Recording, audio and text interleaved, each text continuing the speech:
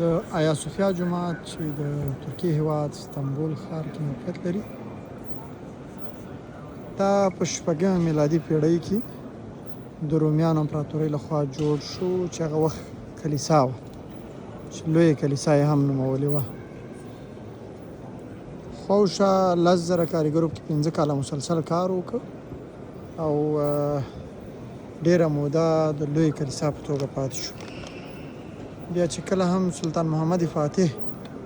استانبول یا قسطنطنیه فتح کړه، د کلیسا یې په جومات بدله کړه او له هغې راوروسته دغه جومات یا آیا صوفیا جومات پاتې شو تر ډېره موده د عثماني امپراتورۍ تر ړنګېدو پورې، چې بیا د اتاتورک په راتلو باندې یا د اتاتورک په واک ته رسېدو سره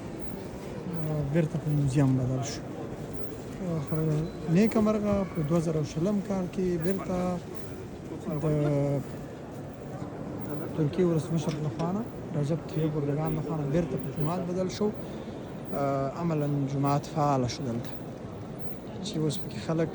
لمونځونه هم کوي او مختلفو هیوادونو نه ورته سیلګري هم راځي.